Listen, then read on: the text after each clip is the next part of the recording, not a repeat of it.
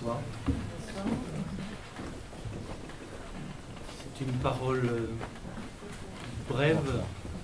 Comme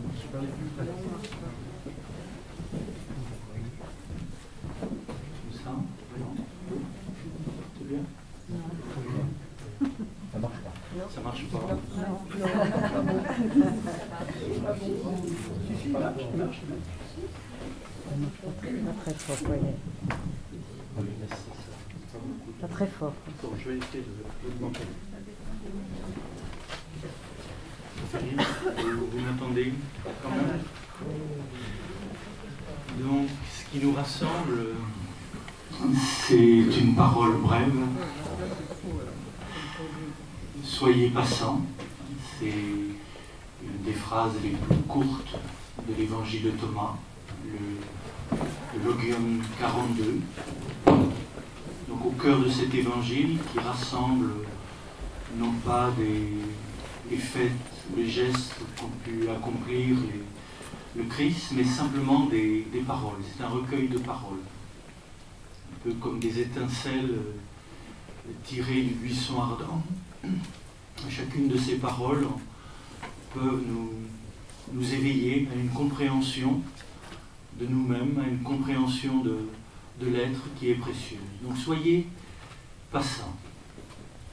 On peut interpréter, on peut comprendre cette parole à un premier niveau qui nous rappelle que nous sommes pèlerins sur la terre. Nous sommes de passage sur la terre. C'est le rappel de l'impermanence de toute chose. Tout ce qui est composé sera décomposé. C'est le rappel de ce que disait Saint Paul, le monde tel que nous le voyons est en train de disparaître. Ce n'est pas simplement une vision d'Apocalypse, c'est tout simplement la loi de l'entropie. Tout ce qui a commencé finira.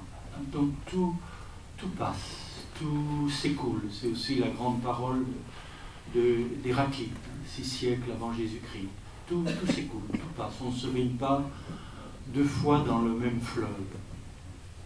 Et ce n'est pas du tout déprécier, je dirais, les événements qui passent, mais c'est au contraire les saisir dans ce qu'ils ont d'infiniment précieux, puisque on voit toute chose pour la première et pour la dernière fois. Toute chose est infiniment précieuse. On disait de Saint Bernard qu'il avait le visage de quelqu'un qui va vers Jérusalem. Et en allant vers Jérusalem, donc en allant vers une icône, une image de ce qui pour lui était la lumière, le lieu de la résurrection, le lieu de la transformation, eh bien, il regardait attentivement chaque chose, parce que chaque chose, il les voyait pour la première fois et pour la dernière fois. Donc le pèlerin n'est pas celui qui marche sans voir ce qui l'entoure, mais au contraire, il est infiniment présent, infiniment attentif à tout ce qui passe. Donc soyez passants, tout est impermanent. Et puis ce matin, il y a une multitude de pensées qui nous ont traversées, des pensées contraires, des climats contraires. Ce qu'on pense juste à un moment n'est plus juste à un autre. Ce qu'on croyait aimer infiniment à un moment, on n'aime plus à un autre. Qu'est-ce qui ne passe pas? Qu'est-ce qui n'est pas impermanent? Et là, soyez passants, c'est entrer dans le mouvement même de la vie, dans le mouvement même de la vie qui se donne, que certains appelleront le Tao, d'un autre nom. C'est un mouvement. Et ce qui me frappe dans le nom divin, révélé à Moïse, c'est à la fois je suis qui je suis, mais c'est en même temps je serai. Je suis, je serai. L'être qui nous est révélé, c'est un être en mouvement, un être en devenir. C'est un fleuve. Et ne faire qu'un avec je suis, c'est ne faire qu'un avec ce mouvement. Ce n'est pas être arrêté dans une contemplation de quelque chose de figé, mais être dans la contemplation même du vivant. Donc soyez passants, laissez passer en vous, je dirais le mouvement même de la vie. Donc, je crois que c'est le premier sens dans lequel nous pouvons comprendre cette parole.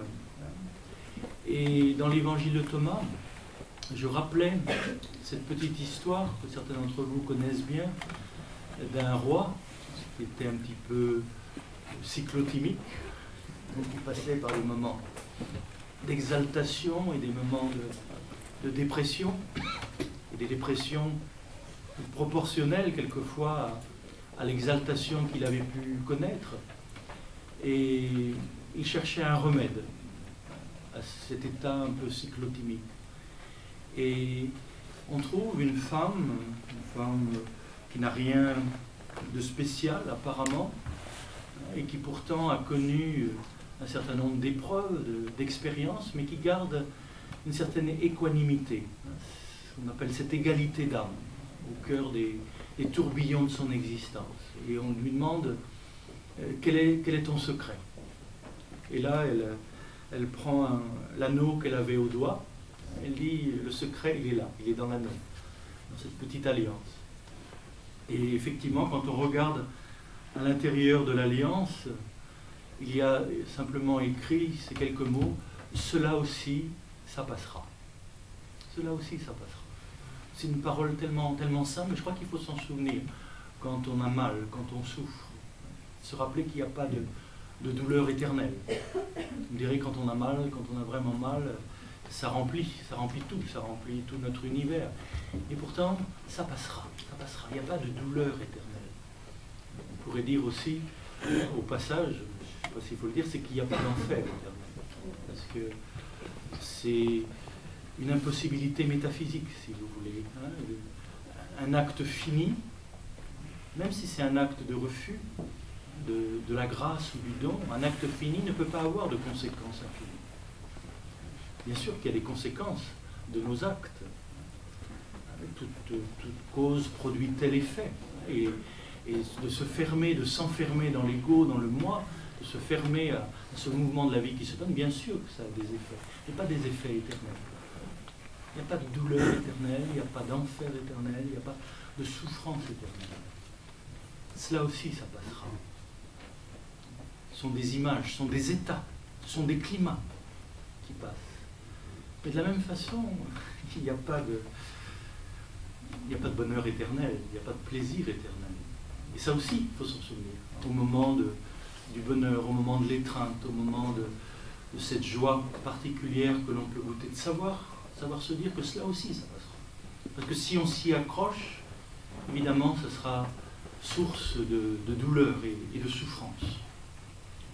Donc cela aussi, ça passera. Savoir que tout passe. Et là, bon, on est dans un contexte évangélique, mais que nous dit l'Évangile, le Qoélète l'a déjà dit, buée de buée, tout est buée. Vanité des vanités, tout est vanité. C'est Chouraki qui traduit, buée de buée, tout est buée. C'est-à-dire effectivement, la buée, vous savez, c'est la vapeur quand on s'approche d'une vitre et ça se dissout. Il reprend le thème des prophètes aussi. Qu'est-ce que l'être humain, qu'est-ce que l'univers? L'univers, c'est comme une goutte de rosée au bord d'un seau. Et que le soleil arrive, et que devient cette goutte de rosée? Bon, autant d'images qu'on retrouve dans la bibliothèque hébraïque. Dans la bibliothèque orientale, bon, c'est la première noble vérité. Tout est dukkha. On traduit généralement par tout est souffrance, mais je crois que ce serait plus juste de traduire tout est impermanence. Tout passe, tout est transitoire, tout est éphémère. Et que la deuxième noble vérité, c'est sur la cause de la souffrance, c'est tanha, c'est-à-dire de vouloir faire durer ce qui n'est pas fait pour durer. Vouloir que demeure ce qui est fait pour passer. Donc que ce soit dans la bibliothèque hébraïque, dans les textes d'Orient, on retrouve ce thème, ce sens de l'impermanence. Et il nous est dit que si on avait conscience de cette impermanence de toute chose, de cette fugacité de toute chose, de nos idées, de nos pensées, de nos grandes idées, d'en connaître la fragilité, eh bien, il y aurait cet état qu'on pourrait appeler de non-fixation. Et dans cette non-fixation, eh bien, ce qui est pourrait se révéler.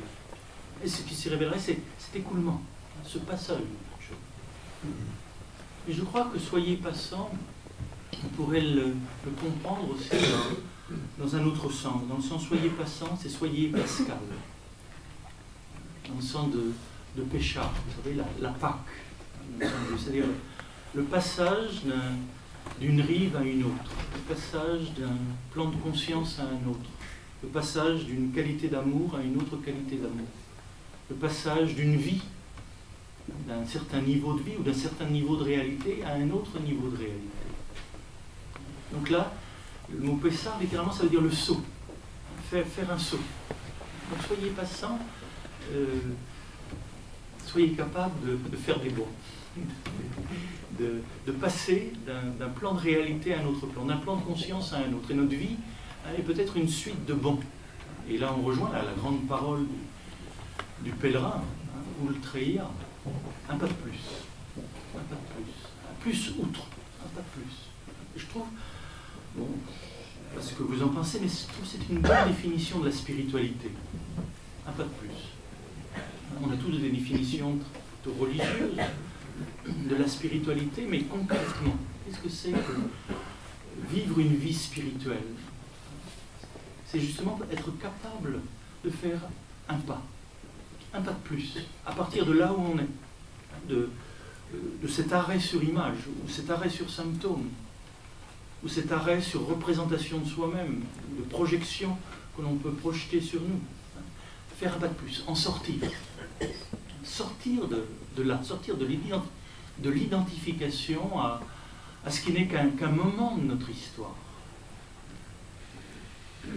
Ultreia, un pas de plus. Donc c'est vraiment la parole du pèlerin qui vit avec un regard non arrêté sur ce qu'il voit. Il voit ce qu'il voit, mais le regard n'est pas arrêté par ce qu'il voit.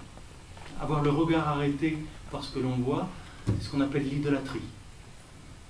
L'idole, c'est ce qui nous en met plein les yeux. C'est ce qui nous remplit le regard. L'icône, par rapport à l'idole, c'est ce qui nous ouvre les yeux. L'icône ne nous remplit pas les yeux. Elle nous ouvre les yeux à partir du visible vers l'invisible. Soyez passants, donc bien voir le visible, mais d'un regard non arrêté, d'un regard qui va toujours plus loin. Et quand je dis plus loin, c'est pas du tout la recherche d'un arrière-monde, comme on le dit quelquefois, c'est pas du tout un arrière-monde, mais c'est, je dirais, aller dans le cœur invisible du monde. La vie est invisible. Notre vie, on la voit pas. Ce qu'on voit, ce sont les manifestations de la vie. Le réel est invisible. Ce n'est pas le réel qu'on voit, on voit les réalités qui le manifestent. Le réel est toujours en retrait de toutes les réalités qui le manifestent, comme la vie est toujours en retrait je dirais des corps qui le manifestent. Et le corps du cosmos, on pourrait dire que la matière, c'est ce que Dieu nous montre de lui-même tout en restant caché. Que le corps humain, c'est ce que l'esprit nous montre de lui-même tout en restant caché. Donc être capable de voir ce qui est visible comme une icône. Et ça, c'est toute une attitude de l'existence. Donc c'est vrai pour ce que l'on voit, c'est vrai aussi pour ce que l'on écoute. Comment avoir l'oreille non arrêtée par certaines paroles. Il y a certains mots qui nous arrêtent, qu'on ne peut pas dire. Vous savez bien, il y a certains mots, pour certains c'est le mot Dieu, pour les autres c'est un autre mot. Et là, tout de suite, l'oreille est remplie, ou bouchée. Comment avoir l'oreille non arrêtée par les mots que l'on entend? Essayez d'écouter le silence d'où viennent ces mots et où retournent ces mots. La qualité d'une parole, c'est le silence qu'elle contient. Mais plutôt que la qualité d'une parole, je dirais c'est la qualité d'une écoute. Capable d'entendre ce qu'elle entend, les mots qu'il y a à entendre, mais capable d'entendre surtout le silence d'où viennent ces paroles. Comme le disent les anciens, heureux ceux qui entendent les paroles de Jésus, plus heureux encore ceux qui entendent son silence. Bienheureux ceux qui le voient, mais encore plus heureux ceux qui ne l'ont pas vu, qui à travers ce qu'ils ont vu, ont ce pressentiment de l'invisible. Donc, soyez passants. C'est vrai à l'égard de la façon d'utiliser nos sens. C'est vrai aussi au niveau, je dirais, de l'intelligence. Vous venez de cette définition qu'on peut donner de l'imbécilité, c'est d'avoir l'intelligence arrêté par ce que l'on sait. Avoir l'intelligence arrêtée par ce que l'on sait. Hein? C'est l'attitude, on pourrait dire, du scientiste, qui n'est surtout pas un scientifique. Justement, un scientifique, c'est quelqu'un qui sait ce qu'il sait, mais qui sait aussi tout ce qu'il ne sait pas. Qui n'a pas l'intelligence arrêtée par ce qu'il sait, mais qui fait de ce qu'il sait le point de départ pour aller plus loin, pour aller plus profond. C'est pour ça que les grands scientifiques sont toujours généralement des gens plutôt humbles, qui ne prétendent pas savoir. Ils ne prétendent pas savoir ce qui est. Ce qu'ils peuvent prétendre savoir, c'est ce que leur instrument de connaissance peut saisir de ce qui est. Et ce qu'on saisit est toujours fini. Et ce qui reste à connaître est toujours infini. Donc comment avoir l'intelligence non arrêtée par ce que l'on sait? Et c'est cela être passant. C'est ça être pèlerin dans son travail, je dirais, de laboratoire, dans sa recherche scientifique. Comme me disait Hubert Reeves, je sais ce que je sais, et c'est bien, mais je sais aussi tout ce que je ne sais pas. Et ça, c'est infini. Ce que je sais est fini, ce que je ne sais pas est infini. D'où cette ivresse dans l'azur, cette ivresse de ce qu'on ne sait pas. Et c'est intéressant de voir que là, le langage du scientifique rejoint le langage du mystique. Ce que disait Marguerite Porret, je suis ivre, non pas du vin que j'ai bu, mais du vin que je n'ai jamais bu et que je ne boirai jamais. Ça peut sembler un peu paradoxal, mais vous sentez bien, si vous avez cette expérience qui vous a conduit quelquefois au bord des abîmes, il y a une sorte d'ivresse, vous savez aussi tout ce que vous ne savez pas. Je suis ivre du vin que je n'ai pas bu. Je suis ivre de tout ce qui me reste à découvrir et à connaître. Et scientifique ou mystique, quelquefois, on s'approche de cette ivresse-là. Avoir l'intelligence non arrêtée par ce que l'on sait. Avoir aussi peut-être la foi non arrêtée par nos croyances. Quelquefois, on s'arrête dans nos représentations de Dieu, dans nos images de Dieu. Vous savez bien que nos images de Dieu, nos représentations de Dieu n'ont rien à voir avec Dieu. Ça a à voir avec celui qui en parle, ça a à voir avec la perception de celui qui en a une certaine expérience. Mais l'être qui est ce qu'il est, le tétragramme, Yod, Evav, est toujours plus, infiniment plus que ce qu'on peut en saisir, que ce que l'on peut en dire. Comment avoir une foi qui vient du cœur, des profondeurs, et qui n'est pas arrêtée, je dirais, par les dogmes, par les mots par lesquels on pense quelquefois saisir l'insaisissable. De savoir que ces mots, en fait, il ne s'agit pas de dire que les mots c'est mauvais, que les dogmes c'est mauvais, que les images c'est mauvais, que les représentations c'est mauvais, non. Mais il s'agit d'avoir ce discernement. Le mot n'est pas la chose. Ça nous met en chemin, peut-être vers la réalité. Vous vous souvenez du proverbe chinois, hein, quand on leur montre la lune du doigt, les imbéciles regardent le doigt. Donc, les dogmes, tous nos clochers, toutes nos religions sont autant de doigts qui nous montrent l'invisible. Cet invisible, cet espace, cette réalité infinie qui est au-delà de tous nos clochers et qu'aucune de nos églises ne peut contenir. Ou qui peut simplement s'y ouvrir, comme notre cœur, notre intelligence ne peut pas contenir l'infini, puisque ce sont des réalités finies. Mais ces réalités finies peuvent s'ouvrir à l'infini. Donc être passant, savoir passer, je dirais, à travers ce que l'on voit, non pas pour le détruire, mais pour le mettre à sa place, replacer tout visible dans l'invisible, replacer toute parole dans le silence d'où elle vient, replacer toute connaissance dans l'inconnaissable, d'où cette connaissance émerge, replacer toute croyance, je dirais, dans ce pressentiment de l'infini, qu'aucune réalité finie ne peut saisir. Soyez passants. Mais bon, le sens premier pour la tradition juive, soyez passants, soyez pascal, c'est passer de l'esclavage à la liberté. Je crois que là, on est dans le texte du Deutéronome, ou dans le texte de l'Exode. Je suis, l'être qui est ce qu'il est, c'est je suis qui t'ai sorti d'Égypte, qui t'a fait sortir d'Égypte. Et ça, c'est un rappel que le Dieu, l'absolu, l'infini dont parlent Moïse et tous les témoins, les prophètes avec lui, c'est d'une réalité qui nous libère. L'expérience de Dieu, c'est avant tout une expérience libératrice. C'est ce que disait aussi Berdiaev dans la théologie russe. Dieu, c'est la liberté de l'homme. C'est ce qui libère l'homme, c'est ce qui nous libère de nos identifications. Alors il faut savoir ce que c'est que l'Égypte pour chacun de nous. Qu'est-ce qui nous rend esclaves? Qu'est-ce qui nous enferme? Qu'est-ce qui nous limite? Quel est notre pharaon? Je dirais, pour Grégoire de Nice et pour les pères de l'Église, vous savez bien que le pharaon, c'est pas simplement, je dirais, le personnage historique. Le pharaon, c'est l'ego, c'est le moi. Dans le livre de l'Apocalypse, c'est le dragon, c'est-à-dire ce qui nous dévore, ce qui nous consume. Et il s'agit de sortir de tous ces lieux d'enfermement par la prise de conscience de la présence de « je suis » en nous. Et c'est lui qui nous fait passer sur l'autre rive, qui nous fait passer à travers la mer Rouge. Et là, la prise de conscience de « je suis », effectivement, la mer Rouge s'écarte. Le temps s'arrête.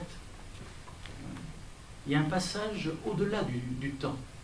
Au-delà, et qu'est-ce que c'est passer au-delà du temps? C'est passer au-delà du mental, qui mesure le temps. Donc, je suis, cette présence en chacun de nous, la présence de l'être qui nous fait être, du souffle qui nous fait respirer, de l'énergie qui nous donne la capacité de marcher, de l'amour qui nous rend capable d'aimer, de l'intelligence ou de la conscience qui nous rend capable de conscience, je dirais l'appréhension de cette présence en sa source à quelque chose de libérateur. Parce que ce que nous sommes, c'est cela. Comme le disent les grands sages de l'Inde, Tatvamasi, tu es cela, tu es ce je suis. Tu n'es pas seulement ce je suis qui va mourir, tu es aussi le je suis qui est. Et là, il y a un grand passage pour chacun de nous à vivre, c'est le passage de la vie qu'on a à la vie qu'on est. La vie qu'on a, vous le savez bien, on ne l'aura pas toujours. Pour certains d'entre nous, on ne l'aura pas pour très longtemps encore. La vie qu'on a, on ne l'aura pas. On ne l'a pas éternellement. Mais la vie qu'on est. Et le drame, c'est de passer, je dirais, de s'identifier à la vie qu'on a, sans connaître la vie qu'on est, sans connaître le je suis qu'on est. Et donc là, il y a un passage. Et ces moments de passage, ça se vit quelquefois, effectivement, comme des exodes, des sorties du connu, des sorties des habitudes, de l'habituel. Mais là, on s'éveille je dirais, à autre chose que ce qui doit mourir, à autre chose que l'être pour la mort, dont parlent les existentialistes. Nous ne sommes pas que des êtres pour la mort. Nous ne venons pas du néant pour retourner au néant, nous venons du vivant pour retourner au vivant. Parce que si nous ne venions pas du vivant, il n'y aurait pas de vie en ce moment. Si on venait du néant, il n'y aurait pas de vie en ce moment. S'il y a du vivant aujourd'hui, si en ce moment il y a de la conscience, de la joie ou de la fatigue, ou peu importe, s'il y a du vivant en nous, c'est qu'il y avait du vivant avant. Et s'il y a du vivant avant, il n'y en aura du vivant après. La vie est, je dirais, est éternelle, mais elle n'est pas. Et quand on parle de faire l'expérience de la vie éternelle, c'est des gros mots tout ça, mais la vie éternelle, c'est pas la vie après la mort. Si c'est éternel, c'est avant, pendant et après. C'est l'expérience du non-temps au cœur du temps. Donc il y a un passage. Et comment la question à chaque fois, c'est, on dira tout ça c'est bien joli, soyez passants, passez de cette vie mortelle à la vie éternelle, de cette vie finie à la vie infinie, de la vie que j'ai à la vie que je suis, avec un regard non arrêté, une conscience non arrêtée, une foi non arrêtée. Mais comment ça se passe? Et là, je pense à ce que dit Job. Job qui dit... Jusqu'ici, je te connaissais par ouï-dire. Maintenant, mes yeux t'ont vu. Bon, ça c'est un passage, c'est un grand passage. Donc, passer du Dieu qu'on a connu par ouï-dire, donc des conférences,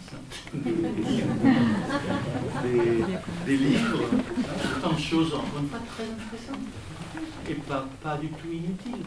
Mais il y a un moment, on dit, maintenant mes yeux t'ont vu. Et comment est-ce que Job en est arrivé à cette connaissance? Et là, c'est vrai que cette connaissance, c'est ce qu'on pourrait appeler une connaissance apocalyptique, hein, dans le sens premier du mot apocalypse, hein, la révélation, le dévoilement. Et si vous connaissez l'expérience de Job, hein, tout ce qu'il a de plus précieux lui est enlevé. Hein. Non seulement ses richesses, hein, ses grands biens, hein, non seulement je dirais, sa dignité, sa bonne réputation, aux portes de la ville, où on vient le vénérer, on vient l'écouter comme un sage, comme un saint. Donc tout ça lui est enlevé, mais ses enfants lui sont enlevés. Et là aussi, c'est pas... Vous savez bien que la perte d'un enfant, c'est des choses les plus inacceptables, les plus douloureuses qui peuvent exister. Donc, et Job, à chaque fois que, je dirais, quelque chose lui est enlevé, à cette parole, qui est la parole de la tradition, Dieu a donné, Dieu a repris, que le nom de Dieu soit béni. Donc je crois qu'il y a un certain moment dans notre vie, on peut dire des choses comme ça. Enfin, c'est pas nous qui le disons, mais c'est la tradition qui le dit à travers nous. Mais il y a d'autres moments où on ne peut plus. Et c'est ce qui va arriver à Job. Pendant tout un temps, il accepte, mais il y a aussi un moment où il n'accepte plus. Donc c'est ce moment où non seulement, je dirais, tout lui est enlevé, de ses biens matériels, de ses biens affectifs, mais qu'il est aussi en train de perdre la tête, en train de perdre la raison. Et plus que ça, il est même en train de perdre la foi. Il est en train de perdre son bon Dieu. Il dit, c'est pas possible.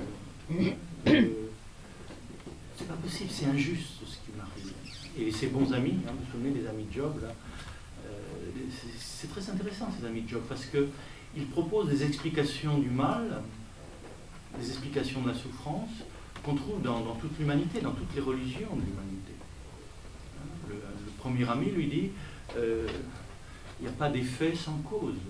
Donc si tu es malade, si tu souffres tant, hein, c'est cet ulcère qui te rend fou, qui t'empêche de dormir et tout ça, si tu as cette maladie, c'est que tu as fait quelque chose, ce qui n'est pas juste, ce qui n'est pas bien. Hein, c'est la loi du karma.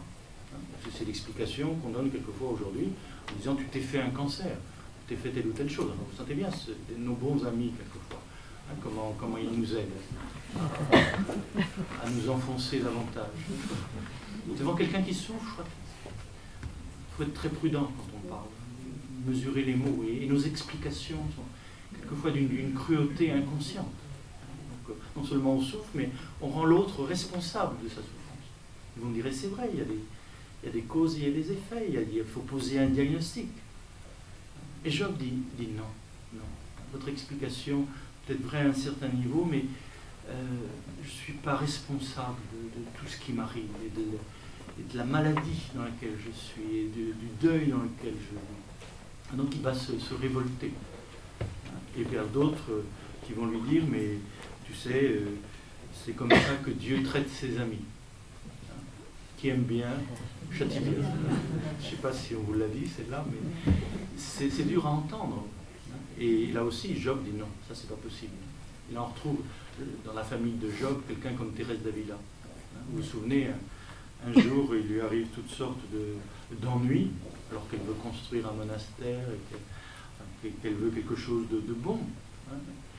Et elle tombe malade, on la trahit, enfin toutes sortes d'histoires insupportables. Et donc elle interroge le Christ en disant comment est-ce que c'est possible, je travaille pour toi, et le Christ lui dit à l'intérieur, c'est ainsi que je traite mes amis. Et vous savez comment elle répond? C'est pas étonnant que tu en aies si peu. C'est pas étonnant que tu en aies si peu. Bon, ça c'est du bon sens. Donc c'est intéressant le dialogue intérieur de Thérèse, parce que elle est en train, avec lucidité, de dire que l'image de Dieu qu'elle est en train de se faire, hein, qui aime bien, châtie bien, et c'est ainsi que je traite mes amis, qu'il y a quelque chose qui ne va pas, qui n'est pas juste. Tout ça, c'est une image, une représentation. Et elle conteste cela, comme Job conteste ce Dieu-là. Donc là, il y a ce moment où il va perdre sa foi dans son bon Dieu, dans un Dieu qui est juste. Il découvre que Dieu n'est pas bon, que Dieu n'est pas juste. Et c'est un scandale pour lui. C'est tout qui s'écroule. Hein. C'est vraiment l'Apocalypse. Hein. On parle souvent de l'Apocalypse de Jean, parce que c'est ce qui va arriver aussi à l'apôtre Jean, au moment où tout s'écroule sous le règne de Domitien et toute la communauté avec lui, hein, qui est persécutée. Mais on ne parle pas suffisamment de l'Apocalypse de Jean. C'est vraiment l'Apocalypse. C'est-à-dire tout s'écroule. Tout s'écroule. Alors tout s'écroule, tout s'effondre, sauf la vie. Et là, Job va toucher justement le fond du fond, c'est-à-dire il ne va lui rester plus rien, ni foi, ni... Et là, je dirais, tout ce qu'il connaissait par oui-dire, tout ce qu'il avait pu lire dans la Bible, dans les Écritures, tout ce qu'il avait pu entendre, tout ça s'est effondré, mais qu'est-ce qui reste? Qu'est-ce qui reste quand il ne reste plus rien? Justement, il reste ce qui fait être une chose, ce qui fait qu'il y a quelque chose plutôt que rien, qu'il y a encore un souffle qui se révolte. Et là, il dit, maintenant mes yeux t'ont vu, maintenant j'ai fait l'expérience. Et je crois que dans nos vies, ça c'est une grande Pâque. C'est ce moment où on passe, j'allais dire, de la vérité qu'on a à la vérité qu'on est. Vous vous souvenez que Jésus n'a jamais dit j'ai la vérité. Jésus n'a jamais dit mais je suis la vérité. Et c'est très différent. Il faut se méfier des gens qui disent qu'ils ont la vérité. Entre deux personnes qui ont la vérité, quelle que soit leur religion, vous savez bien que c'est la guerre. Entre deux philosophes qui ont la vérité, c'est des discussions sans fin. Et là, l'Évangile nous rappelle qu'il ne s'agit pas d'avoir la vérité, il s'agit d'être vrai. Ce qui est beaucoup plus intéressant. Se suivre le Christ, ce n'est pas avoir la vérité qu'on pourrait avoir et dont on pourrait se servir pour écraser l'autre, pour lui montrer qu'on a raison. Et je crois que plus on avance, vous savez bien, dans la vie, moins on a de vérité. On a de moins en moins de vérité. Et on a peut-être de moins en moins envie d'avoir raison. C'est plus tellement nécessaire d'avoir raison. Mais peut-être qu'on devient de plus en plus vrai. Et la vérité a quelque chose à voir avec l'humilité. On est de l'humus, on est de l'humain, on est de la terre, avec ses limites. Donc on a de moins en moins de vérité, mais on est peut-être de plus en plus vrai. Et dans cette vérité qu'on est, il y a une force, la force de l'expérience de Job. Et ce qui est intéressant, c'est de voir dans l'histoire de Job, c'est donc tout ce qui lui a été enlevé va lui être redonné. Ce qui n'est pas toujours le cas dans nos vies. Parce que ce qui nous est enlevé, les enfants qui nous sont enlevés, ils nous sont enlevés et ils ne reviennent pas. Mais qu'est-ce que Job va expérimenter à ce moment-là? C'est que rien ne lui est dû, que tout lui est donné. C'est assez frappant, le Job du début, qui est fier de lui, qui croit que c'est normal d'être en bonne santé, qui croit que c'est normal d'avoir des amis, qui croit que c'est normal d'avoir un certain nombre de biens, d'avoir des enfants. Hein. Maintenant que tout cela lui était enlevé, il sait que c'est pas normal, que tout ça c'est de la grâce, tout ça c'est du cadeau, tout ça c'est un don. Là c'est un grand passage aussi. Hein. Passer de cet état de conscience où on croit que tout nous est dû, à cet autre état de conscience où on découvre que tout nous est donné. C'est ces deux climats. Et vous savez bien, ces personnes qui croient que tout leur est dû, l'amitié, la santé, les relations, la foi, tout ça c'est normal, que tout ça leur est dû, eh bien, vous sentez bien le manque de lucidité, de conscience, d'expérience. Est-ce que les personnes qui ont peut-être souffert du manque, à qui tout a été enlevé, savent peut-être apprécier les moindres choses? Mettre un pied l'un devant l'autre, c'est un miracle. Quand on a eu les jambes plus ou moins coupées, respirer, quand on a failli étouffer, c'est un miracle. Rien ne nous est dû, tout nous est donné. Et là, il y a un passage aussi, on entre dans une autre conscience. Donc cette parole de Job, je te connaissais par oui-dire, j'avais la vérité, et désormais, cette vérité-là, cette vérité que l'on peut avoir, que l'on peut acquérir, que l'on peut imposer aux autres, j'ai découvert que ça, c'est pas vrai. C'est pas de l'être. Maintenant, mes yeux tombent. J'ai fait l'expérience. Et donc, je peux, j'irai vivre chaque instant comme un don, comme une grâce, comme une gratuité. Il y a quelque chose plutôt que rien. Et ce plutôt que rien est de l'ordre du don. Et peut-être que là, on entre aussi dans un autre type de pensée. Il y a aussi des passages au niveau de la pensée. Je crois qu'il y a la pensée scientifique, qui est une pensée qui est objective, qui mesure, qui pèse, qui analyse. Et c'est important, qui observe. Et cette pensée scientifique, je dirais, si elle est bien conduite, devrait conduire à une autre forme de pensée qu'on pourrait appeler la pensée philosophique. Non seulement je décris les choses, je les mesure, mais je les interroge, je les questionne.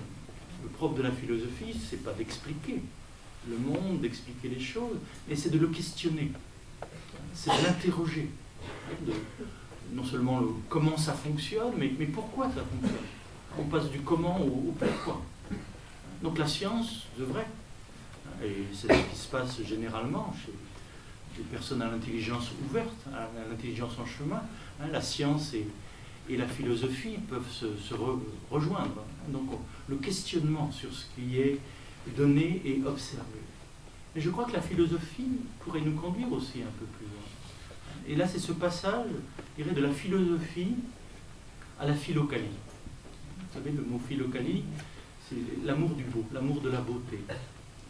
Et là, c'est passé d'une pensée qui mesure, qui observe, qui analyse, une pensée qui questionne, qui interroge, mais c'est passé à une pensée qui célèbre, à une pensée qui remercie.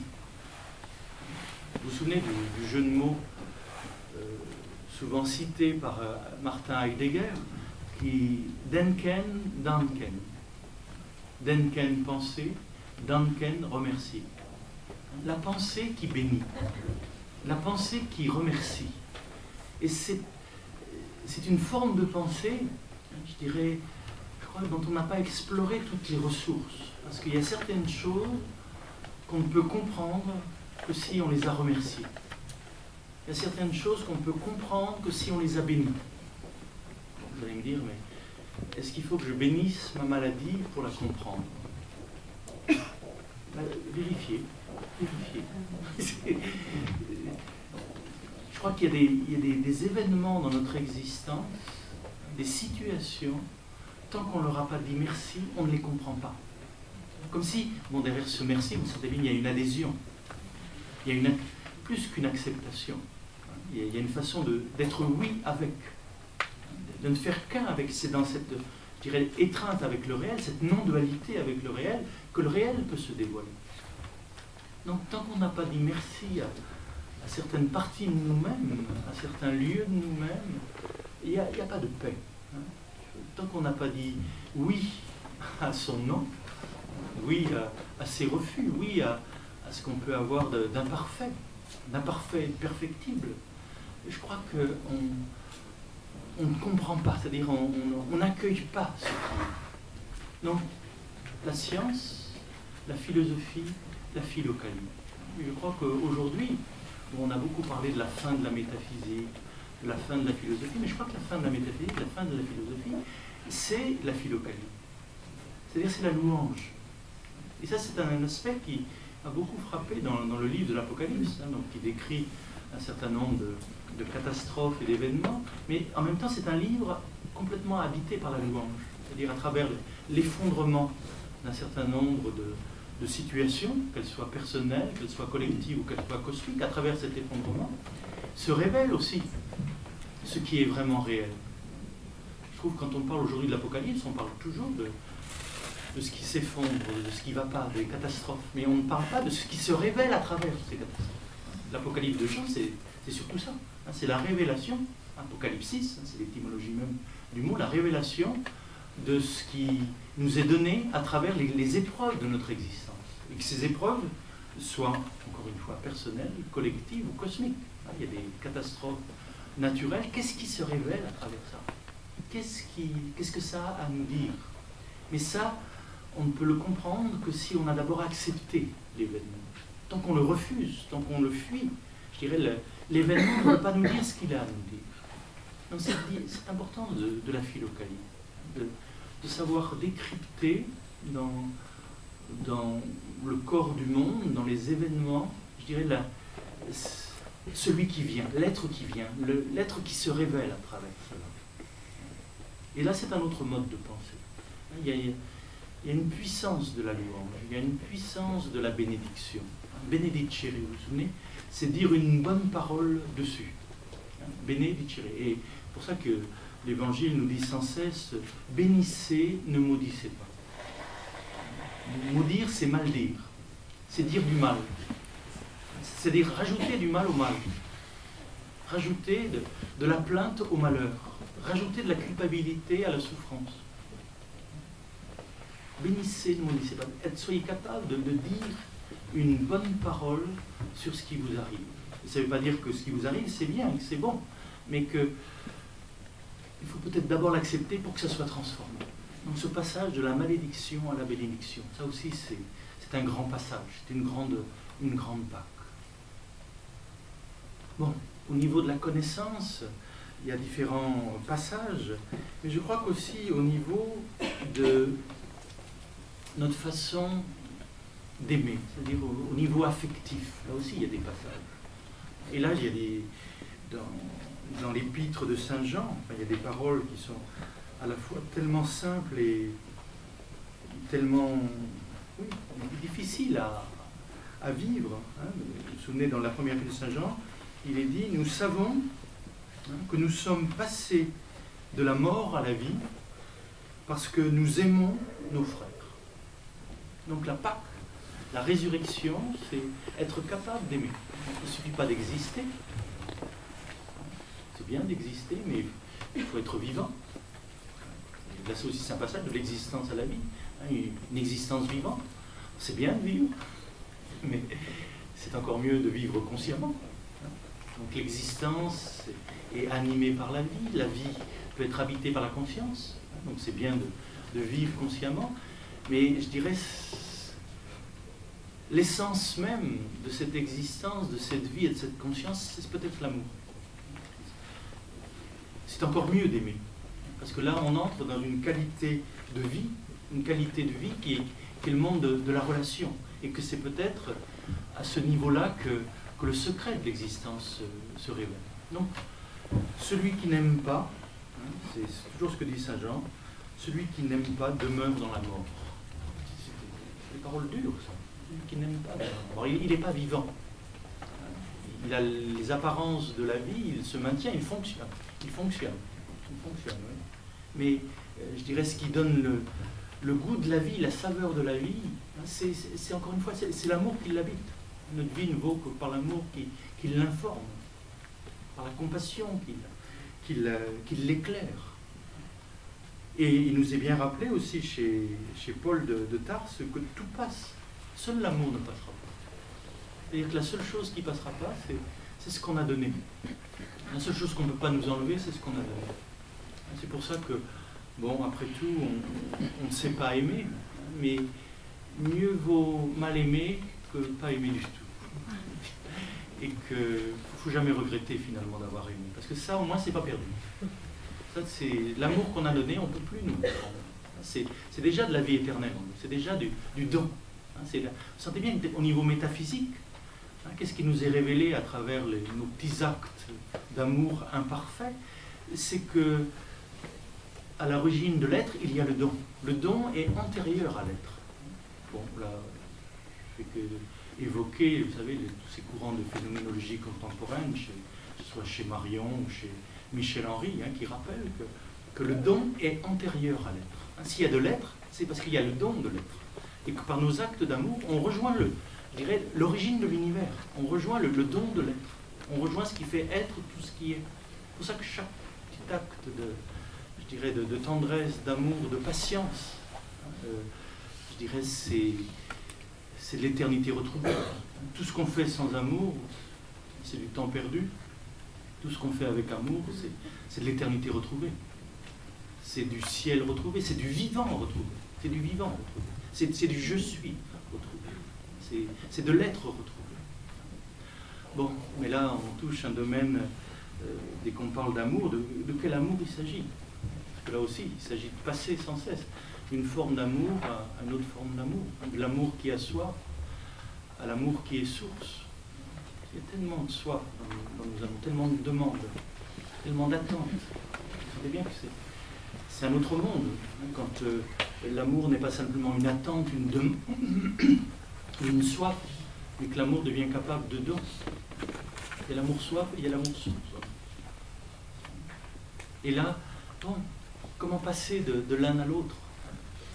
Bon, c'est vrai que celui qui cherche l'amour ne le trouvera jamais. Et celui qui le donne l'a déjà trouvé. Bon, c'est terrible de dire des phrases comme ça, parce que tout le monde comprend. Et c'est vrai, on cherche l'amour, plus on le cherche, moins on le trouve. Ça nous échappe, c'est jamais comme on voudrait. Mais dès qu'on en donne un petit peu, il est là. Il est là. Ça fait penser à l'histoire de cet homme qui cherchait vraiment la femme idéale, l'amour idéal. Hein, et plusieurs fois dans sa vie, il dit, ça y est, je l'ai trouvé. Et à chaque fois, il y avait une petite fête. Et on se rassemblait autour de la bien-aimée, de cette merveilleuse personne qui semblait combler, hein, je dirais, le cœur et le corps et l'intelligence de notre ami. Puis bon, vous savez ce qui se passe, hein, avec le temps on va. Et bon, c'était pas ça. Une fois, deux fois, trois fois. Donc à chaque fois, hein, ça y est, je l'ai trouvé, c'est elle, j'en suis sûr. J'en suis sûr, c'est mon destin, c'est l'âme sœur que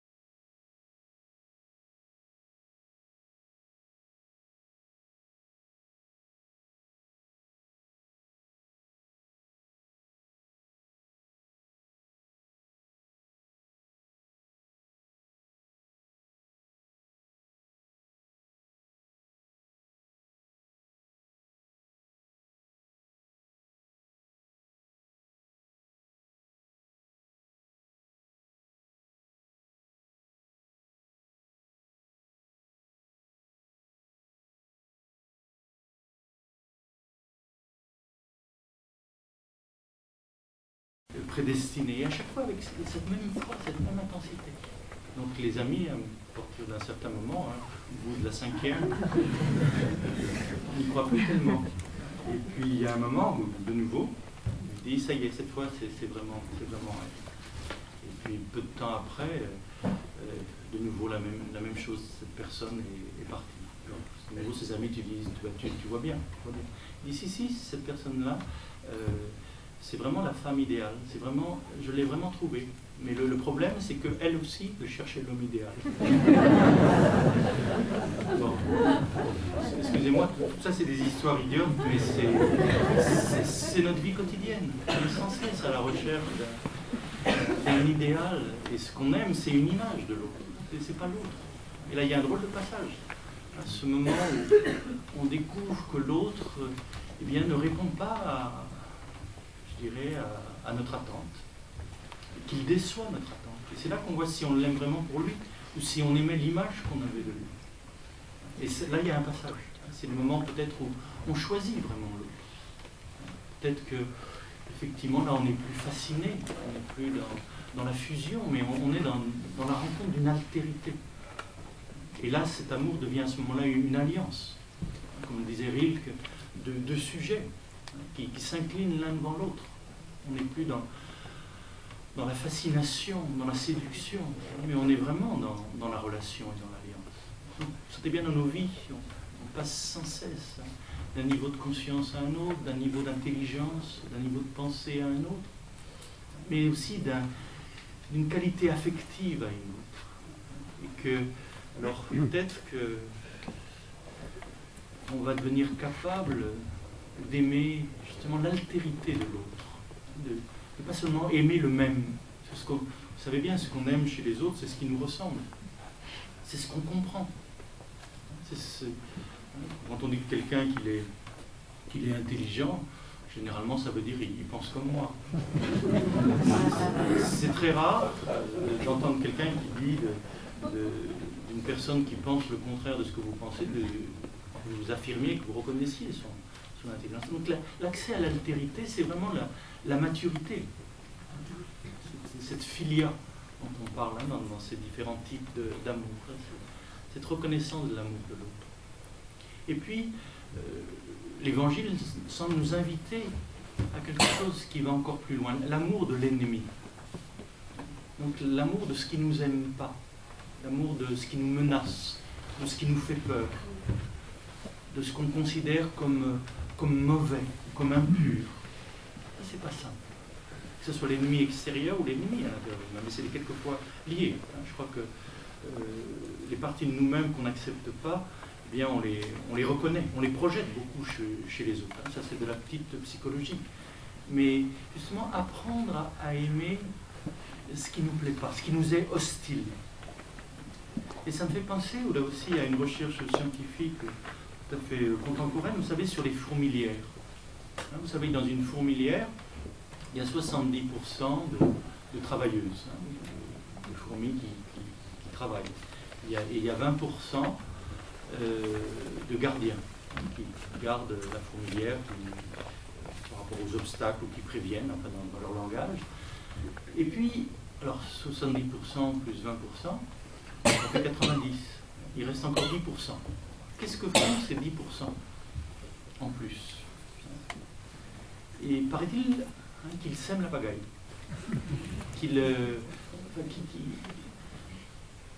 comme si leur fonction était d'embêter tout le monde, et les ouvrières et les gardiens. Donc c'est vraiment, on a l'impression que leur fonction, c'est pas une fonction, c'est des êtres hostiles, inutiles et hostiles. Et les chercheurs donc, se sont dit, tiens, c'est intéressant, qu'est-ce qui va se passer? Ces 10% ne servent à rien, on va les enlever. Ils sont complètement inutiles, et puis non seulement ils sont inutiles, ils sont nuisibles. Donc on va enlever ces 10%. Et devinez sans doute ce qui s'est passé, c'est que la fourmilière s'est arrêtée. La fourmilière s'est arrêtée. Elle ne fonctionne plus. Ça, personnellement, ça m'a fait beaucoup réfléchir, parce que je me dis, dans nos communautés, il y a 10%. Dans une famille, il y a toujours... Et c'est important, et on ne comprend pas, et on ne comprend pas. En tout cas, dans l'état de la science actuelle, on n'a toujours pas réussi à expliquer comment ça fonctionne. C'est 10%, mais tout ce qu'on sait, que quand ces 10% ne sont pas là, eh bien, ça ne fonctionne plus, ça s'arrête. Donc, quelque part, hein, dans nos vies, il y a des choses qui nous semblent hostiles, insupportables, et peut-être que ça fait partie de ce qui stimule le mouvement de la vie. Et ça me fait penser effectivement à une parole de l'Évangile, qui peut être troublante aussi, qui dit dans un champ, il y a de l'ivraie et du bon grain. Vous savez, l'ivraie, c'est la mauvaise herbe, hein, ce qui détruit.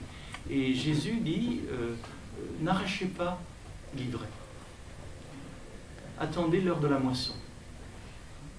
Et je trouve que là aussi c'est une parole importante. On aurait envie d'enlever de nous-mêmes, d'extirper de nous-mêmes des choses qu'on considère comme négatives.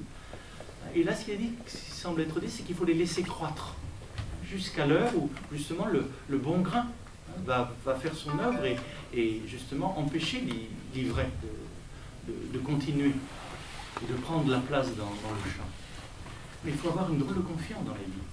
Je crois que là, mais il y a là un secret, parce que qu'est-ce qu'on fait avec le mal? Qu'est-ce qu'on fait avec les méchants? Qu'est-ce qu'on fait avec les impurs, comme on dit?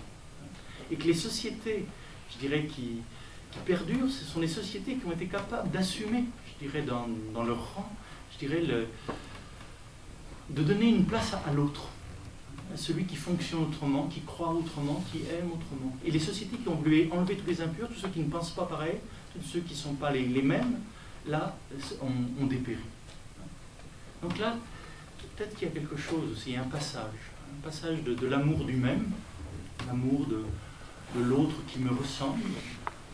On a la même pensée, la même conscience, le même niveau de vie, le même niveau de qualité de vie. C'est bon, c'est bon. Mais en même temps, d'être capable d'accepter la présence de l'hostile. Et derrière tout ça, qu'est-ce qu'il y a? Je crois que ce que ça peut nous apprendre, les êtres qui nous sont hostiles, c'est à être plus grand que notre peur. Parce que ce refus de l'hostile, de ce qui nous est hostile, de ce qui nous fait mal, je dirais, c'est ce qui nourrit en nous des vieilles peurs, la peur de l'autre. Et accepter l'existence, je dirais, de l'hostile, c'est ce qui va nous rendre libres, d'une certaine façon. Et là, on est, encore une fois, dans la pratique. Vous vous souvenez, chez les bouddhistes, particulièrement dans le bouddhisme tibétain, cette pratique qu'on appelle Tonglen. Cette façon de prendre en soi-même les nuisances qui sont dans le monde. Vous vous souvenez, ce sont des beaux textes, hein, dans le vœu du bodhisattva, de celui qui ne se satisfait pas d'un éveil personnel pour lui-même, mais qui cherche l'éveil de tous les êtres vivants. Eh bien, il y a ce moment où il dit, puissé-je prendre en moi-même, je dirais, toutes les nuisances, tout le mal et toutes les souffrances du monde, non pas pour lui complaire, bien sûr, mais pour les transformer. Et à ce moment-là, j'accepte cette nuisance, hein, sous la forme quelquefois d'un nuage sombre ou d'une eau sale, et en même temps, je renvoie au monde de la lumière et de la clarté. C'est une pratique, encore une fois, donc on va en parler d'une façon spéculative, mais vous pouvez pressentir que derrière cette pratique, il y a, je dirais, la non-peur. J'ai pas peur de souffrir, j'ai pas peur d'être calomnié, j'ai pas peur de l'hostilité, puisque je l'accueille, au lieu de m'y opposer, c'est-à-dire au lieu de me durcir. Et plus je me durcis, plus ça va me faire mal. Il y a une espèce de souplesse. Vous vous souvenez, on lance une flèche contre une vitre, la vitre casse. Vous lancez une flèche contre un tissu souple, la flèche entre dans le tissu, mais le tissu, je dirais, suit le mouvement de la flèche et peut-être ne se déchire pas. Bon, ce sont des images, mais je crois qu'il y a certaines paroles, en tout cas, les flèches n'ont pas manqué dans mon existence comme elles n'ont pas manqué dans votre vie, certaines paroles calomnieuses, méchantes ou injustes, tellement injustes. Et c'est vrai que dans des moments où je me raidissais, ça casse. Ça me casse, ça me brise, ça me fait mal. Et dans les moments peut-être de détente, d'accueil, eh bien ça me pénètre tout aussi. Hein, ça fait mal, mais je dirais ça ne casse pas, ça ne brise pas. Donner une gifle à un chef d'État, ça va déclencher une guerre. Donner une gifle à Thérèse de Lisieux, elle va vous regarder en disant qu'est-ce qui t'arrive. Hein, vous sentez bien le même coup, le même acte, hein, selon je dirais l'ego, le moi qui le reçoit, ça va être quelque chose de tout à fait différent. Et dans cette pratique, je crois qu'il y a quelque chose d'intéressant, cette façon de ne pas avoir peur de l'hostile, du mal, de l'injustice qui est dans le monde, pas du tout pour s'y complaire, mais il faut l'accueillir pour pouvoir la transformer. C'est encore une fois d'être capable de dire oui à ce qui est, et à ce qui est pas toujours agréable. Hein, dire oui à cela, c'est la condition pour pouvoir le transformer. Bon, cette pratique, là je vous en parle chez les bouddhistes tibétains, vous la retrouvez chez les thérapeutes d'Alexandrie. Hein, c'est la pratique de l'éponge. Hein, donc, certains d'entre nous disent quelquefois je suis comme une éponge, je prends tout. C'est vrai, il ne faut pas avoir peur d'être sensible, il ne faut pas avoir peur d'être vulnérable, mais il faut essorer l'éponge. Il ne faut surtout pas garder. Encore une fois, cette souffrance n'est pas la nôtre. Il s'agit d'accueillir pour, encore une fois, délivrer. Et derrière tout ça, hein, je me parlais cet après-midi là, avec Frédéric Lenoir à propos de l'Apocalypse. C'est cette fameuse image un peu difficile à comprendre qui est au cœur de l'Apocalypse, qui est l'image de l'agneau. Vous savez, cet agneau qui est à la fois blessé, égorgé et qui se tient debout. C'est un symbole de l'innocence. L'innocence, l'innocent en nous, l'enfant en nous, on en prend plein la figure quand on est témoin de certaines choses, et ça nous fait mal. Mais en même temps, je dirais, cette attitude, je dirais, de la compassion, c'est la seule attitude qui ne rajoute pas de la violence à la violence. Vous savez bien, devant la violence dont on est le témoin quelquefois, et l'injustice dont on est le témoin, on pense quelquefois arrêter la violence par une violence plus grande. Tu tues un de mes soldats, regardez ce qui se passe dans certains pays, en Afrique ou ailleurs, tu tues un des miens, un de mon... et moi je rase tout ton village. Donc là, je dirais, ça n'arrête pas la violence, ça en rajoute. Et là, il faut se souvenir de l'importance de Moïse, l'importance de la loi, œil pour œil, dent pour dent. C'est déjà un énorme progrès. De mettre des limites à la violence. Ne pas, on nous a fait violence, on rend une violence égale. C'est ce qu'on appelle la justice. Mais on est toujours dans la violence. On est toujours dans la violence. Œil pour œil, dent pour dent. Vous savez bien, c'est d'abord difficile à tenir. Là aussi, il y a des situations contemporaines très, très présentes. Vous savez bien que c'est très difficile je dirais, œil pour œil, dent pour dent. Et que ça déborde toujours plus ou moins. Mais on est toujours dans la violence. Donc à la violence, l'Évangile dit qu'il faudrait peut-être opposer la conscience. Vous vous souvenez de cette fameuse autre joue. On frappe sur une joue, tend l'autre joue. Remarquez bien au passage que c'est surtout pas la même joue.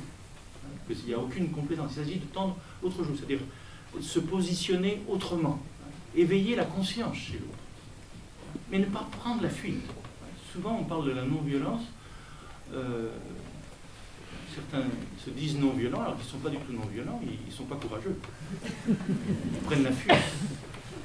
Et là, Gandhi disait, entre un lâche et un violent, je préfère un violent.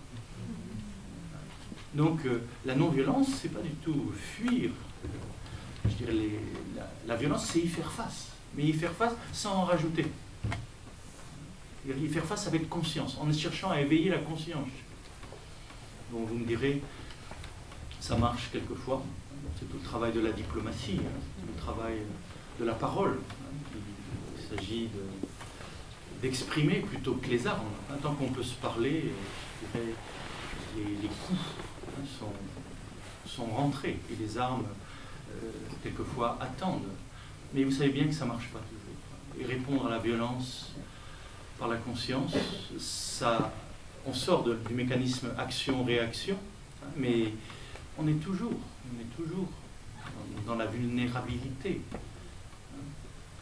Et donc la solution hein, que semble avoir trouvé le Christ, c'est la violence. Eh bien, pour ne pas rajouter, il s'agit de la prendre sur soi.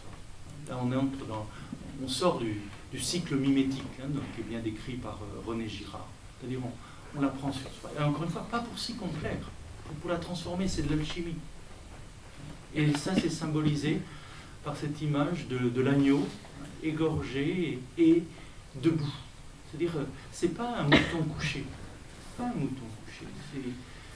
Je dirais, il est debout. Il se tient debout. C'est le rappel que la seule force qui soit plus forte que la violence, plus forte que la bête, donc dans l'Apocalypse, non seulement la bête, la bêtise, le dragon, ces forces de domination, de dévoration, c'est la force invincible et vulnérable de l'humble amour. Ce que disait Dostoïevski, il n'y a rien de plus fort, de plus invincible que ce qui est le plus vulnérable en même temps, la force de l'innocence. Il s'agit de croire à cette innocence. C'est la puissance même du ressuscité. Bon, vous sentez bien? Soyez passants, je dirais, de l'amour qui demande à l'amour capable de don, de l'amour soif à l'amour source, de l'amour du même à l'amour de l'autre, capable d'aimer, je dirais, ce qu'on n'aime pas. Et là, vous sentez bien, encore une fois, on n'est plus dans le psychologique. Il faut être clair là-dessus. Aimer ceux qui ne nous aiment pas, ce n'est pas psychologiquement possible. Et que là, les psychanalystes ont tout à fait raison. Ils disent que l'amour des ennemis, c'est quelque chose de psychiquement impossible. Je crois que là, c'est l'éveil d'une dimension de l'être humain qu'on pourrait appeler la dimension spirituelle de l'être humain. Mais que ça fait partie des capacités. Cette capacité d'amour gratuit.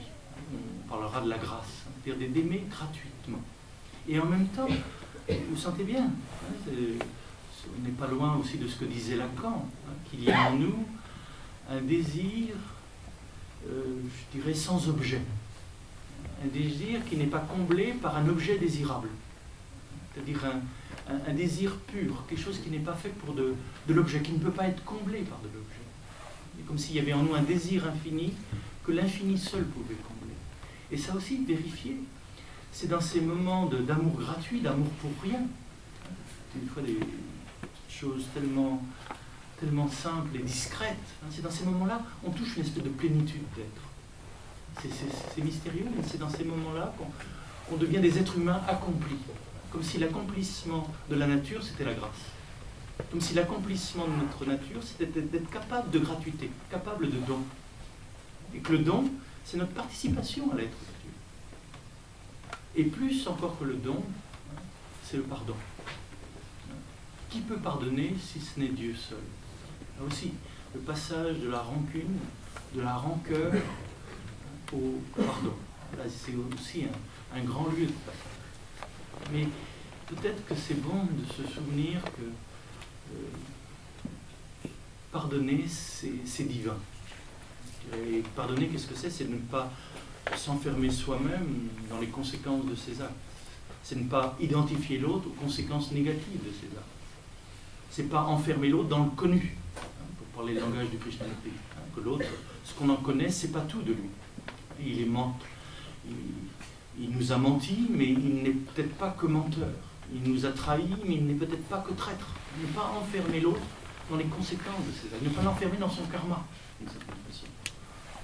Et ça, je dirais, c'est être capable de gratuité. Vous sentez bien que là, c'est l'essence même de la liberté. Mais être capable de pardon aussi, c'est l'essence de la liberté. Il y a quelque chose en nous qui est capable de pardonner. Et effectivement, c'est quelque chose en nous qui est plus grand. C'est pas le moi qui pardonne, c'est le soi qui pardonne. Il y a certaines situations, on en parlait il y a quelques jours, qui sont absolument impardonnables, inacceptables. Il ne faut pas se presser de pardonner. Et là, le texte de l'Apocalypse est très fort aussi, parce qu'avant de révéler la miséricorde, il y a révélation de la justice. Il y a ce qu'on appelle, bon, drôle d'expression, la colère de l'agneau. La colère de l'agneau, c'est-à-dire c'est juste de se mettre en colère devant certaines situations. C'est juste de se révolter contre l'injustice. Il y a une justice. Ce que nous révèle le livre de l'Apocalypse, c'est qu'il y a une justice. On ne peut pas faire n'importe quoi. Tout ce qu'on fait a des conséquences. Il y a une justice. Et cette colère de l'agneau, c'est ce qu'on appelle la justice immanente. Et que, effectivement, la façon dont on a traité la terre, on commence à en récolter les conséquences. La façon dont on se traite les uns les autres, au niveau économique, on commence à en subir justement les conséquences. Il y a une justice. C'est la loi de la cause et de l'effet. Mais ce qui nous est dit, c'est qu'il n'y a pas que la justice, il y a aussi la miséricorde, il y a aussi le pardon. Mais avant de pardonner, peut-être qu'il faut réclamer justice. Mais c'est pour arriver justement à ce pardon. Parce que ce pardon, c'est la délivrance. Vous savez bien, tant qu'on n'a pas pardonné, je dirais, il y a quelque chose en nous qui est noué. C'est pour ça que dans le Notre Père, on dit « pardonne-nous comme nous-mêmes nous pardonnons ». Comme si l'énergie divine, la vie de l'être, ne pouvait pas circuler tant qu'on n'a pas pardonné. Comme s'il y avait un blocage. Je crois que le pardon est une grande pratique de guérison. Je crois que, et de libération. Et pardonner, c'est bon non seulement pour l'autre, ne pas l'enfermer dans ce qu'on connaît de lui, mais c'est surtout bon pour nous-mêmes.